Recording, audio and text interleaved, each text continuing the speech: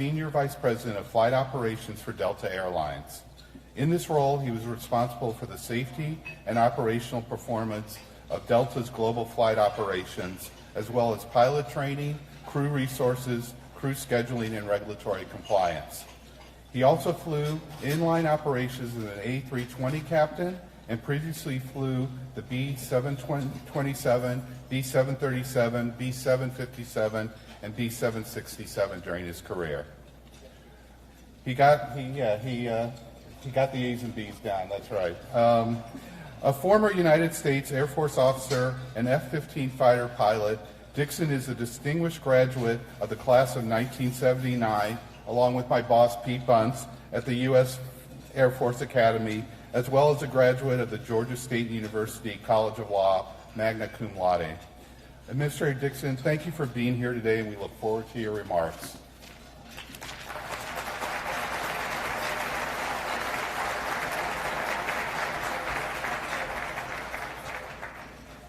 Well, thanks, Paul, for that gracious introduction. And it's actually my first trip, my first visit to the Aero Club luncheon. After 40 years, you would have thought I would have made it here at least one time. There's so many friends and familiar faces, but our paths just never crossed at this particular venue. But, and it wasn't anything deliberate on my part. It's just that somebody told me one time that you lose your outside the Beltway membership card if you attend one of these things. So that's my story. But I'm also thrilled to be here to see Carl receive the Incan Trophy. I can't think of a better example, an epitome of a public servant, and that's Carl Burleson. Of course, he's passionate about aviation. We at the FAA are better because of him, and the American public has benefited greatly from Carl's dedication and his leadership. It's a great privilege to work with him. Congratulations, Carl. And we were talking before the luncheon here about whether Kathy was going to allow him, as in Christmas Story with the leg lamp, to display his major award with appropriate uplighting in their picture window in front of their house. But and I can also see that you married up just like I did. But seriously, it's hard not to be passionate about an industry that makes our world smaller. Aviation fundamentally redefines geographic boundaries. It provides tremendous economic opportunities, and it connects people and cultures in ways that were unimaginable not too long ago. And I know the people in this room, regardless of our differences in perspectives and experiences, share a common bond, and that's a love for aviation. We also share a commitment to enhancing the benefits that aviation provides for our citizens today, as well as the promise that it holds to connect the world in the decades ahead. And that's why I'm here, because I love aviation and I love working with people. It's a privilege to lead, and I've discovered great people at the FAA. As you might imagine, I'm getting a lot of advice right now about how to run the place. Now, some of that advice has been more helpful than others, but seriously, it's already been a tremendously rewarding adventure. Now, I know you're probably asking yourself, why are you doing this, Steve? Why FAA Administrator? Several people asked me the same question over the last few months as I was going through the confirmation process. One of those people was my wife, who questioned my sanity at several points along the way. And the FAA was actually an unplanned diversion on our family's flight plan. I was looking for what the next thing would be after my military and airline career, and my wife and I actually thought it would be retirement. But that turned out not to be the case. When Secretary Chow asked me if I'd consider leading the FAA, I said I'd be interested in talking to her about it. You know, FAA Administrator is not something that you aspire to or even contemplate. But if I could help make a difference, I could think of no better way to serve my country and in a way that also allows me to indulge my passion for flying and my 4 decades of experience in the industry. So I'm both honored and humbled to be here and grateful that I have the chance to lead the agency at this historic and challenging time. But challenges create opportunities, don't they? We can't forget that. So as you've heard, and again, thanks for your kind words, Paul, my experience includes flying F-15 fighters in the Air Force and 27 years at Delta. At Delta, I flew as a line pilot for the first 9 years of my career, qualifying on all those airplanes that you heard about. The last 12 years, I served as the Senior Vice President of Flight Operations. During a visit to an aviation high school last month, one of the students asked me my favorite plane to fly during my airline career. And as anyone who's flown, that's a tough question to answer. I told him that I liked them all, but my favorite big jet is the 757. But I was also fond of the 727, which is where I started out as a flight engineer. And being a flight engineer is a pretty interesting experience. Even though I was qualified as a fighter pilot, very highly trained tactical aviator, the most difficult training program I ever completed was as a flight engineer trainee in the 727 at Delta. On that airplane, the flight engineer was the system integrator, and you had to really have a detailed understanding of every system on the aircraft. Sitting down in front of that big engineer panel was something very foreign for a single-seat fighter pilot. Early in training, staring at the banks of indicator lights, these amber indicator lights in front of you, figuring out how you were going to handle an emergency. If a student hesitated, the instructors would joke that you were sitting there getting a suntan. But it was a great way to learn about airline operations. The way the cockpit was laid out, the flight engineer was always working with the flight attendants, working customer service issues, working with the captain on how to run the cockpit, how to run checklists, getting valuable insight into how to make decisions in the airline environment. Now, as Senior Vice President of Flight Operations, as you've heard, I was responsible for the safety and operational performance of the company's global flight operations, more than 1 million flights a year on 6 continents, as well as pilot training, crew resources, scheduling, and regulatory compliance. Now, that job made me understand this simple fact. Regardless of change, increasing complexity, or competition, safety always has to remain the focus and bedrock of our industry. So now, 3 months into my job here at the FAA, let me share a few observations. And I'll start out by saying I feel a little bit like that new hire 727 engineer. A lot of experience, but a completely new environment and a lot to learn. Not surprisingly, I've been in a lot of discussions, a lot of conversations about the Boeing 737 MAX. On behalf of everyone at the FAA, I would like to once again extend our deepest sympathy and condolences to the families of the victims of the Ethiopian Airlines and Lion Air accidents. Many nations, including the United States, had citizens on those flights. Deputy Administrator Dan Elwell and I have met with the family members and friends of those on board. Each time we meet, we see their pain, their loss, and it reaffirms the seriousness with which we must approach safety every single day. We want our citizens and our own families to have confidence in the aviation system when they travel. These accidents should not have happened. That's why we as regulators, operators, manufacturers, the entire aviation ecosystem work so hard in our jobs each and every day. I'll tell you this, and if you don't remember anything else I say today, please remember it. I'm absolutely committed to honoring the memory of those who lost their lives by working tirelessly each and every day of my tenure to ensure the highest possible margin of safety in the global aviation system. We will never rest. We can always find ways to improve. We can always do better. Safety is a journey, not a destination, and it's a journey that we undertake each and every day with humility and a focus on continuous improvement. And I've said this before, but we'll continue to repeat it. The FAA's return to service decision for the MAX will be based solely on our assessment of the sufficiency of Boeing's proposed software updates and pilot training that addresses the known issues for grounding the aircraft. We are not delegating anything in this process. When we finally take the decision to return this aircraft to service, it will be the most scrutinized aircraft in history. It will also be one of the safest machines to ever take to the sky. I'm not going to sign off on the aircraft until I fly it myself, and I'm satisfied that I would put my own family on it without a second thought.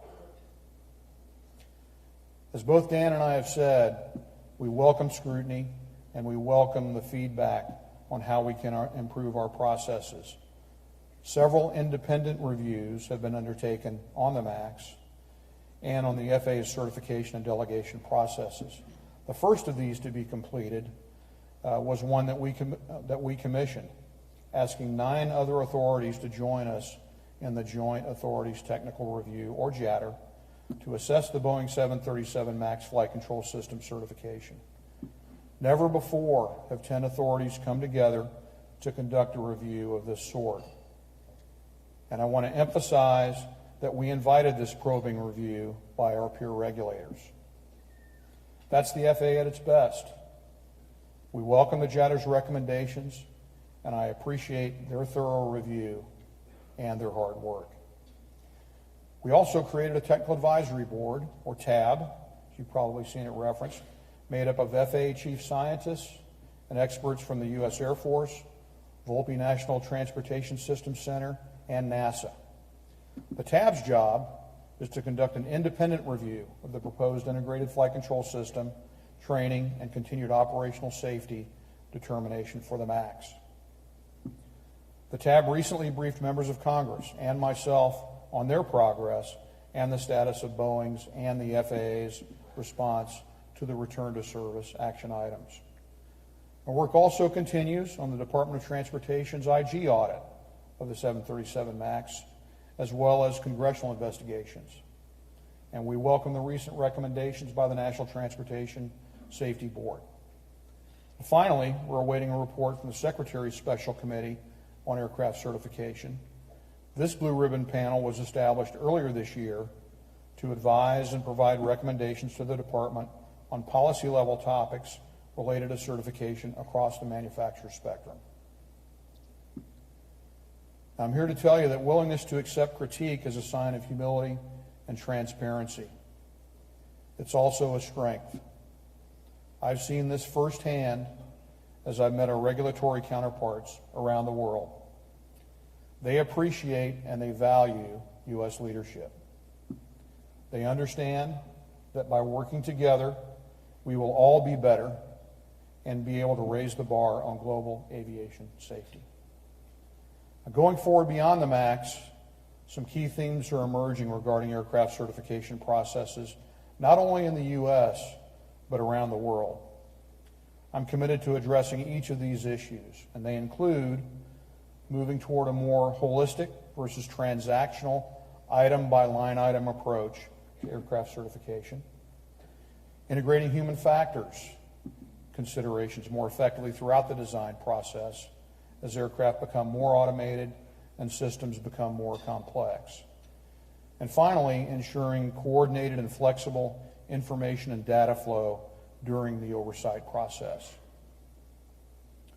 Now, while attention's been rightfully focused on the 737 MAX, we're also focused at the agency on integrating innovative new entrants into the national airspace.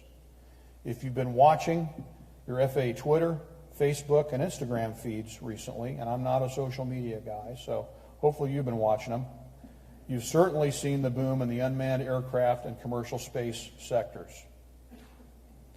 We've already registered about 1.5 million small drones, about 400,000 of which are for commercial purposes. And we've approved 2 Part 135 drone operations. As a point of reference for how fast this industry is moving, the FAA has been certifying manned aircraft for 92 years. And after only 4 years of registering drones, we've already got 4 times as many unmanned systems on the books.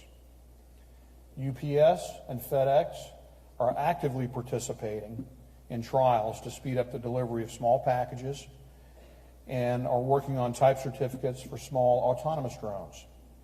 Innovators up in Alaska are looking to do the same with much larger vehicles. We're learning a great deal about the innovative ways that drones can help society through our Innovation Pilot Program, which Secretary Chow launched about 2 years ago. Our strategy of Operations First is allowing us to use the existing regulatory regime, which helps us ensure that innovation can drive forward. Saying this another way, over the last 3 years, we've shifted from writing rules to getting machines in the air and using the lessons learned from the operations approval process to write better rules.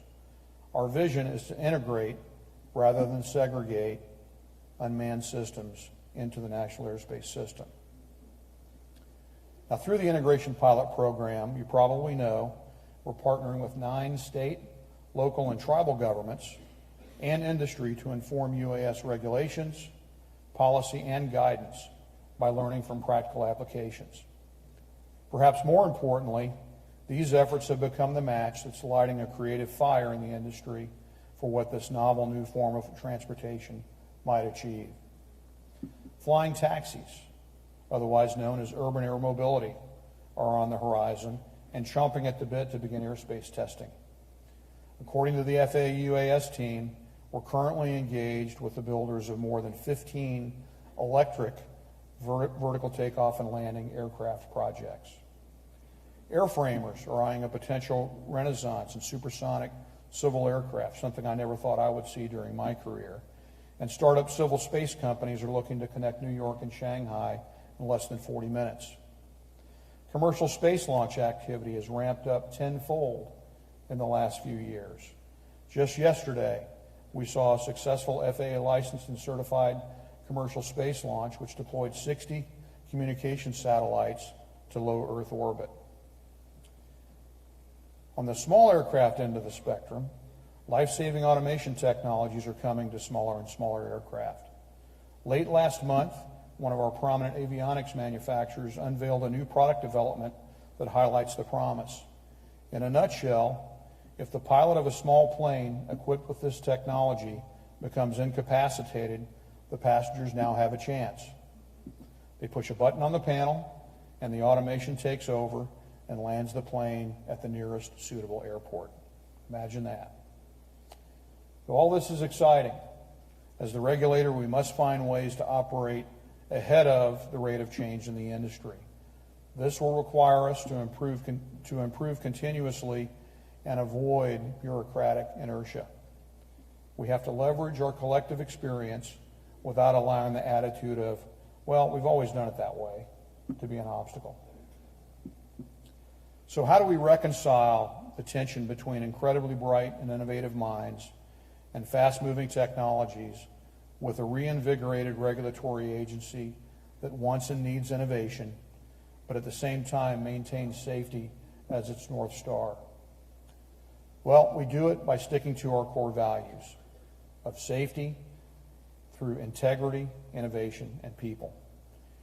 And I see our strategy coalescing around 4 themes. Those are big data, just culture, global leadership, and people. Now, on the data front, we've got to continue leaning into our role as a data-driven, risk-based decision-making oversight organization that prioritizes safety above all else. We do that by breaking down silos between organizations and implementing safety management systems supported by compliance programs. We look at the aviation ecosystem as a whole, including how all the parts interact: aircraft, pilots, engineers, flight attendants, technicians, mechanics, dispatchers, air traffic controllers, everyone and everything in the operating environment. In addition to the technical work that we have ahead of us for truly integrated data, a key enabler of a data-driven safety organization is a healthy reporting culture. A good safety culture produces the data that you need to figure out what's really happening. If we know about safety risks and know where the threats are, and how errors are occurring, we can mitigate the risks and fix the processes that led to those errors. A good safety culture demands that we infuse the safety data into all of our processes from top to bottom in a continuous loop. To be successful, a safety organization relies on a just culture that places great value on frontline employees and those involved in the operation, raising and reporting safety concerns in a timely, systematic way without fearing retaliation. That requires that a just culture starts at the top. It's something leadership has to nurture and support at every level. Employees have to see the results, see what the data is showing, how the agency or the company is using analysis tools to identify risks and errors and put actions in place to mitigate them. Now, from my experience as an operations leader in an airline, safety management systems allowed us to find out about issues and put preventive measures in place before an accident or incident occurs. Of course, there were certain actions that were out of bounds. For example, if someone intentionally violated a rule. That doesn't actually happen very often. If someone makes an honest mistake, we would put corrective actions in place to make sure that we address the issues systemically. Sometimes it might involve retraining a crew, but in those cases where the data indicated a trend, the corrective actions often involve modifications to processes, procedures, policies, or training. Now, when you think about how far aviation has come in a little more than a century, from the barnstorming days to a safety record that's the envy of all modes of transportation, it's hard to argue the value of these safety tools and the importance of the FAA's leadership. Today, the U.S. aviation system is the safest, most dynamic, and innovative in the world, and we have the numbers to prove it. This is largely due to the collaborative approaches to safety championed by the FAA and by many people in this room. Last Friday, I spent some time out at MITRE with the ASIAS team, and if you don't know what ASIAS is, it stands for Aviation Safety Information and Sharing, and it's one of the crown jewels of the aviation safety system in the United States, and it's also unique in the world. This is an example of the kind of collaboration, leadership, and safety innovation we can use to lead the global aviation safety system to even higher levels of performance. By working with and mentoring other authorities around the world, we will work to ensure that we meet the public's expectations of the highest possible levels of safety globally, even in areas we don't regulate directly.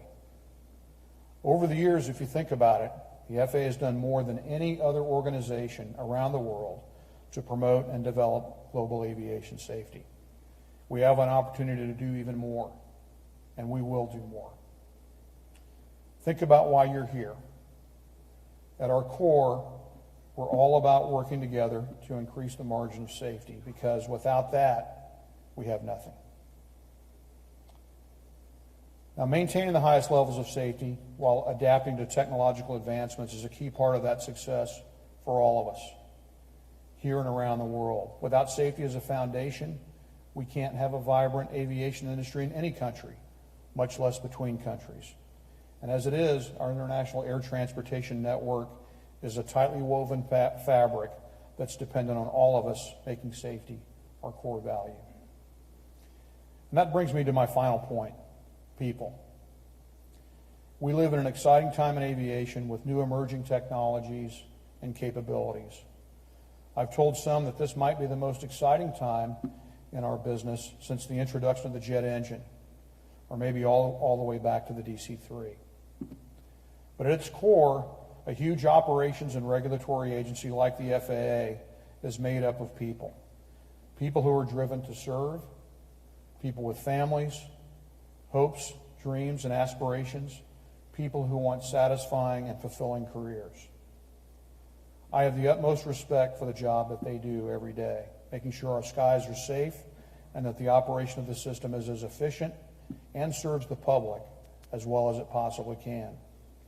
It's time to show that next generation of aviation leaders what incredible opportunities lie ahead for them in our field, both personally and professionally.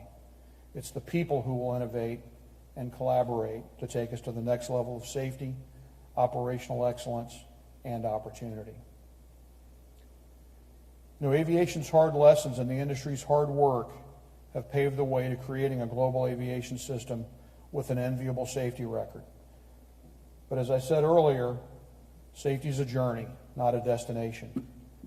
And we need to remember that what we have done in the past and what we're doing now will not be good enough in the future. We must build on the lessons learned, and we must never allow ourselves to become complacent.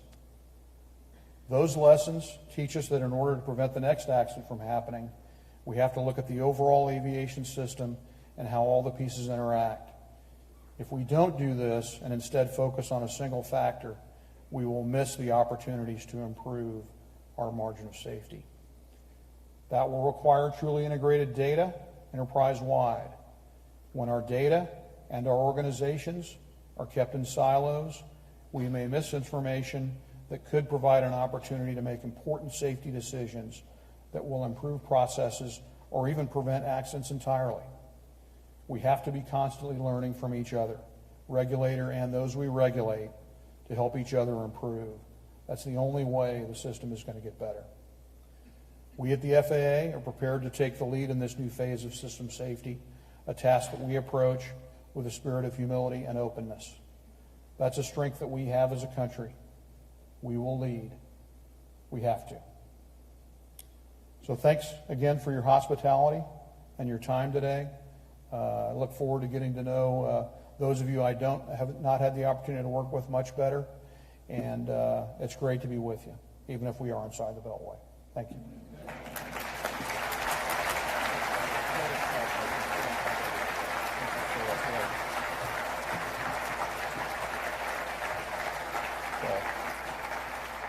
So thank you so much for laying out such a strong vision for FAA and aviation.